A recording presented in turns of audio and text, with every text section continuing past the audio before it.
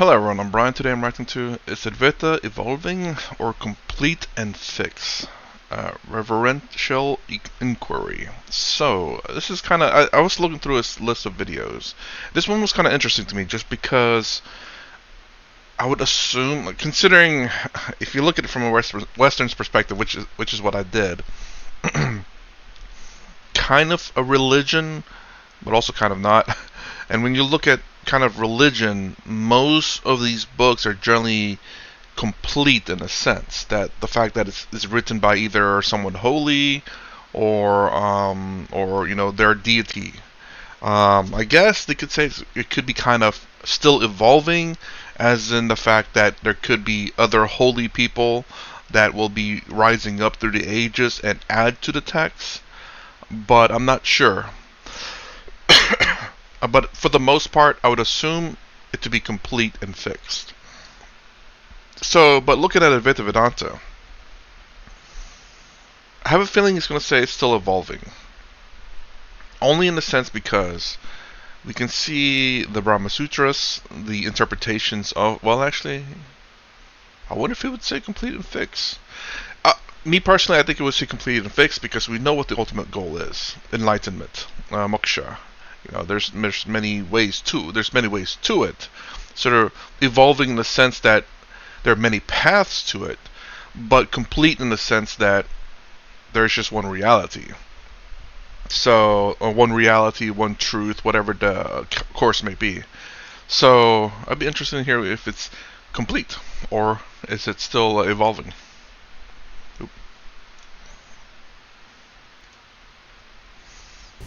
Namaste Swamiji, my name is Shivanand. So, if you look at, you yourself have explained several times that when you explore Advaita to the end, you come across paradoxes or points of singularities, like locus of ignorance being in the Brahman being one, or why anything at all. Gaudapada says, at the end of it all, it's the very nature of Brahman, but how can a Nirguna Brahman have a nature? Or even the concept of Chedabhasa, how can a non-interacting, non-transactional Brahman be reflected in something else? So these are points of singularities. Now when science comes across that, it says, I don't know everything, I'm evolving. Does Advaita also claim that, does it claim that it is evolving, or does it claim that it's complete and there's no more evolution? Both, I would say. Remember, Advaita, if you ask a traditional Advaita Pandit, what is Advaita? They will not say Advaita is a philosophy or Advaita is a kind of spiritual experience or mystical experience. No. They will simply say the technically correct meaning of Advaita is the interpretation of the Upanishads. The Sanskrit term for that is Mimamsa. What is Mimamsa? It is in Sanskrit Pujita Vichara, a reverential inquiry into the meaning of the text. Which text? The Vedic text. So when you inquire into the ritualistic portion of the Vedas, which is the bulk, that is called Karma Mimamsa or Purva Mimamsa, the earlier inquiry, the inquiry into the earlier portion of the preliminary portion of the Vedas. And that's the ritualistic part. And the text for that is the Mimamsa Sutras of Jaimini. Now, there is another section called the Upanishads, which is called Jnana Kanda, the portion of about knowledge. That is the spiritual philosophy, which is called Vedanta. But technically it is called Uttara Mimamsa, the later inquiry. And the inquiry into the latter portion of the Vedas, the Upanishads. Now, those texts are fixed. However, so is Vedanta fixed forever? Not quite. The interpretations, you can bring out further and further interpretations, deeper and newer meanings. And that has been done through centuries and millennia. That's kind of the thing, though. Who has the right interpretation, who has the wrong one? And I'm sure Swami here may say, again, I'm not trying to put words in his mouth, but from a pretty good understanding, that what is the right interpretation for oneself is, so long as it brings you closer to the goal of enlightenment, that would be the right interpretation. Also, there's a caveat to that, though. Obviously, it'll be with so long as it's not coming, so long as that interpretation isn't causing harm to other people. So, yeah, you like if someone gets pleasure from harming other people, that is not the correct way to enlightenment. There are other ways that are better ways where that is not a requirement. It's not. That's as a matter of fact, that's the opposite of that, I'm sure. But and that's the thing. It's like there's, and this is the thing that I actually liked about Advaita Vedanta. There is not technically one way to get to enlightenment. So anyone can suggest anything, and it could work. Like if people want to suggest things that will help me become enlightened, I mean those paths could work. But at the same time, there could be other paths as well. And this is the reason why I believe everyone should seek their own path, because you know what works for you or not. But don't get me wrong, seeking out help is a good idea, because sometimes you just don't know what is the path. And this is the reason why I watch many swamis and gurus and many people on this channel is because one may be, there's a lot of people who have favorites, but that path might not be for me or might not work for me, but it may work for them, and I highly encourage that. That's the reason why I always say, just watch many of them, hear what they have to say, don't automatically believe it. But you never know which path will be the one for you. If you restrict yourself, then you're only restricting your ability to get to enlightenment sooner. Or maybe even just getting there in general. That's why you have pre-Shankara Advaita Vedanta and Shankara's and Gaudapada and Shankara's Advaita Vedanta and post-Shankara developments of Advaita Vedanta, and all the way down to Ramakrishna Vivekananda. Vivekananda said that Advaita, non-duality, has saved India 3 times. He says, first in the time of the Buddha, second in the time of Shankara. He says Buddha is an Advaita, which many Buddhists will immediately protest no. But Vivekananda was quite clear about it. And then in the time of Shankara. And then he says again, in this time he means Sri Ramakrishna himself, in this day and age. Now, if you're saying that Buddha's philosophy and Shankara's philosophy and Ramakrishna Vivekananda are all talking about the same Advaita, then what Advaita are they talking about? It can't be strictly the classical Advaita Vedanta of Shankara or post-Shankara Advaitins. It must be a much broader and more liberal view of what the Upanishads are speaking about. So is it evolving? Yes.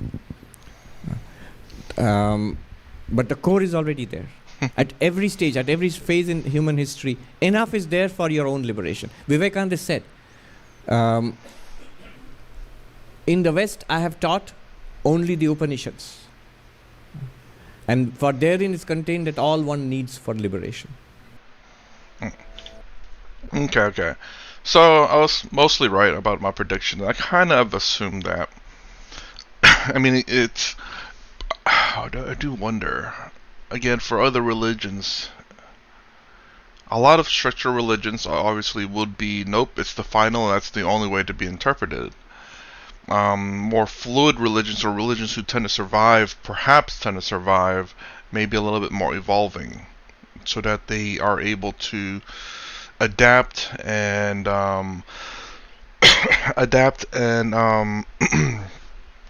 be able to, in a sense, communicate with the current population. Because people change, times change, and a lot of the things in certain holy books, or just books in general, doesn't quite work with the current culture or whatever it is. So if it doesn't work with the current culture, either it has to adapt, or it either has to adapt, force its way into culture, or it will die out. Because again, the stricter religions will tend to be force their way into the culture, meaning that they will not adapt to the culture, but the culture will adapt to the whatever it is, the religion, philosophy, or way of life that is. Those tends to be the most strict ones. But yes, and again, like I said earlier, like this is the reason why I like Advaita Vedanta, because it's no one interpretation to it. Although there can be issues with that, because people want to know the answers and they don't want to seek the answers themselves. They want to be shown the path. And the thing is that many people can show you many different paths, but whether it's the right path is all up to you. You can't say this is the right path and then follow it and then assume that it will get you to enlightenment. You must try the path absolutely. It's like, this one seems to be good, let's try it. And then you follow it until you get to the point where you're like, I'm stuck. Either I seek help and see if I can't get past this blockade, or I try a different path. For me, I have no idea. I mean, ever since that world religion class, I've set a path for myself, and it's worked out pretty good. Am I going to be enlightened? Probably not. But am I worried about it? Not at all. Because again, you say, if you ask the question, why are you not worried about it? It's like, well, if I'm worrying about it, I'm suffering in life. That means I'm definitely not going to be enlightened. But if I'm not worried about it, at least I'm not suffering. If it comes up and if I so fit to do something about it, then I'll do it then. But until that point, I'm not really worried about it. And I know there's a few people that Acharya Prashant has talked to about where they're like, I need to get enlightened now, I need to hurry up, or why wait? So it's not about why waiting. It's not about need to hurry up there, because I do believe those being the wrong moves to get to enlightenment. It's different for everyone. So it's not to say that you studying and worrying about it's wrong, but I think it's probably wrong for the majority of people. It needs to be, how do you say, it cannot be a burden in your life, I guess. It cannot be suffering in your life. Reading this book shouldn't be suffering. It should be enjoyable. So whatever form that takes, I think that might be the right path. If you're reading these books and you're suffering from them, I don't believe that to be the correct path. So, and whatever form that takes, again, I cannot say you must be enlightened in 30 minutes, or this book you must understand in 30 minutes, because again, everyone's different. That's the reason why there's so many paths. There's no one correct path for anyone. So whatever's working for you, I suggest going for it and giving a good shot. And maybe it is the right one, maybe it's not. But there's only one way to find out. Anyways, that's my reaction to Advaita Vedanta. Is Advaita Vedanta evolving or complete and fixed? If you like more content, please consider subscribing, thumbs up the sign down below. Thanks for watching. I will see you in the next vid.